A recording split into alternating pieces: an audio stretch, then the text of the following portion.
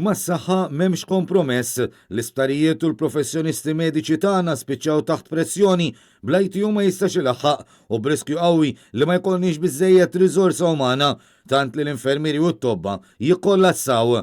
Hekk qal id-deputat nazzjonalista u kellim tal-Oppożizzjoni għas-Saħħa Stephen Spiteri waqt l-intervent tiegħu fl-attività politika fin-Nadur.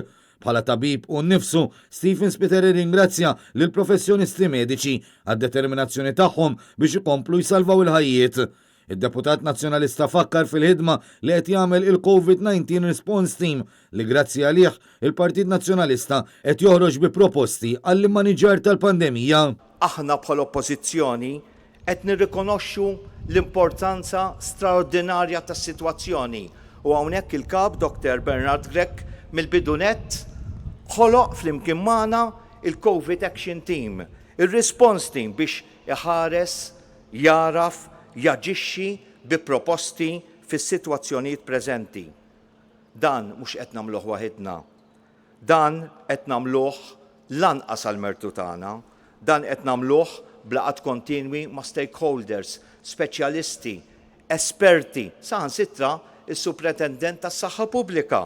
Stephen Spiteri qal li ma jistax ikun li l-gvern ikompli jipprova jaljena lin-nies billi jgħid li minn Mejju se nkunu business as usual. Għax għalkemm importanti it-tilqima mhijiex l-unika soluzzjoni, la darba xorta rridu naraw li nieħdu ħsieb li l-virus ma jkomplix inxteret. Fil-waqt li sellem il-memorja tal-vittmi kollha li sfortunatament tilfu ħajjithom fl-aħħar xhur kawża tal-pandemija u appella li l-privat għandu jkun sieħeb importanti biex it-tilqima tasal aktar malajr għand in-nies. Il-Partit Nazzjonalista se jkompli jippreżenta proposti innovattivi biex il-ġid jasal fis-soċjetà kollha, tenna l-kellim tal-Oppożizzjoni għas-saħħa li iżda nota kif mhux l-istess jista' jingħad għal mod kif qed jimxi l-gvern ta' Roberta Bela.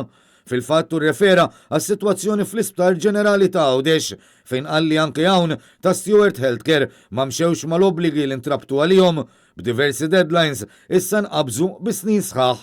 U dwar is-saħħa mentali u fakkar fl-importanza li l-Partit Nazzjonalista immexxi minn Bernard Grech qed jagħti lil dan is-settur. Barra minn hekk il-Partit Nazzjonalista jemmen ukoll fl-importanza li għandha il-kura fil-komunità għal min għandu jgħix bi sfidi bħal dawn.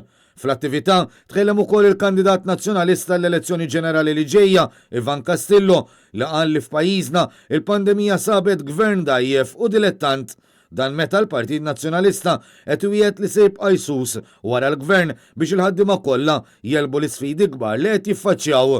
U qal li pajjiżna għandu bżonn gvern li kapaċi jippreżenta paġna ġdida. Dan anke fid-dawl tal-proċess li qed jagħmel il-Partit Nazzjonalista taħt it-tmexxija ta' Bernard Grech biex il-partit ikompli jiġġedded u jorganizza mill-ġdid lilu nnifsu. Sar it-tiġdid f'dan il-partit u qegħdin norganizzaw ruħna. Żewġ karigi ġodda importanti.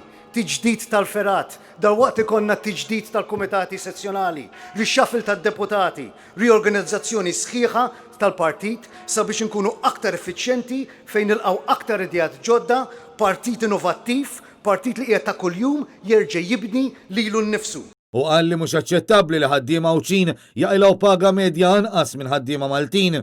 U għalhekk li l-Partit Nazzjonalista se jibqa' jippreżenta proposti għal ħaddiema kollha irrilevanti l-kulur politiku tagħhom għax jemmen li aħna lkoll Maltin u Awċin.